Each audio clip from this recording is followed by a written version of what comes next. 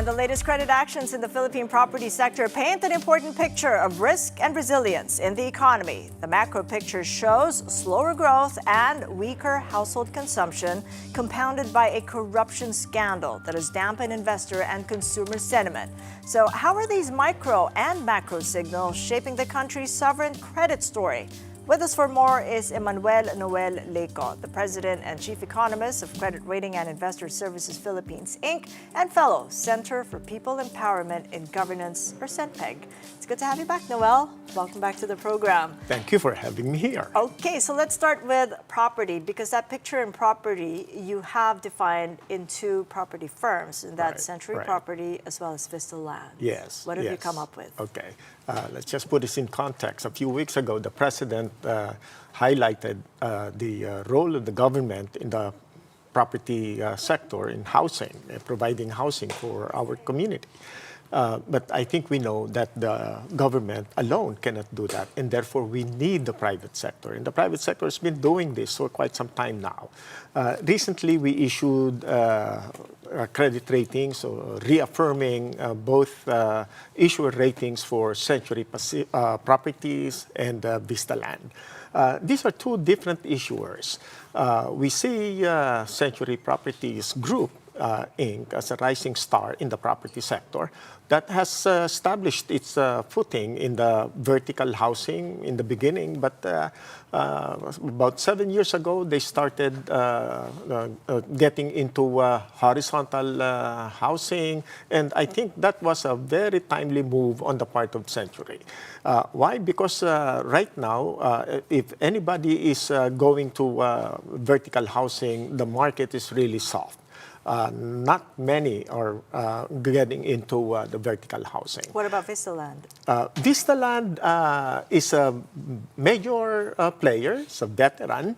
However, in the last few months, they were having issues with high debt. They have debt maturities, like for example in 2026, they will have about 31 billion pesos maturing, and therefore we'd like to make sure that we are the first to know what's happening there. We put the Vista Land issuer rating in Credit Monitor. The major reason for that is maturing debt, 31 billion, and also they have dollar exposure, and given the volatility in the peso dollar exchange rate, we'd like to know how that is developing from their end, and therefore we put them in a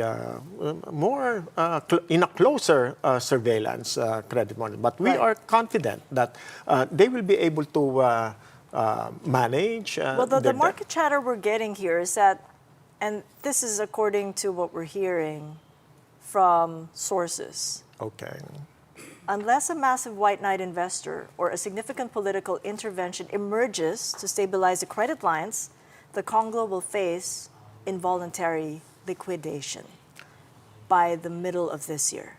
Okay. How plausible is that? That's not what we saw for Vista Land. Remember, it's a conglomerate, like you said. They might be talking about other branches or other businesses of the conglomerate. But Vista Land, we saw a massive land bank and still being able to manage their debt.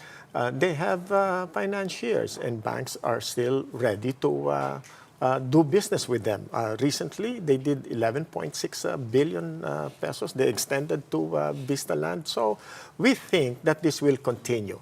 But be that as it may, we will be the first to know, and we will report to the community, to the public, what's going on. For Money Talks to be the first to know, it's two different pictures you show of one sector, and it's property. And the fact that this is happening in a situation where we have a slowing economy and the after effects, the economic after effects of a flood control scandal involving infrastructure that's cut back in private spending, I'm now wondering, what impact will this have on our credit ratings and credit risk? Okay.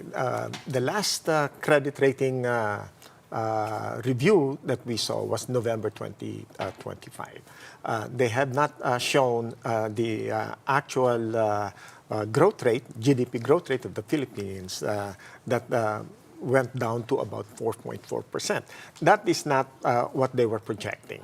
They were projecting something like 4.8 or even higher than 5%. So when the new numbers came in, the actual numbers came in, I'm sure the other credit rating agencies will also take a look.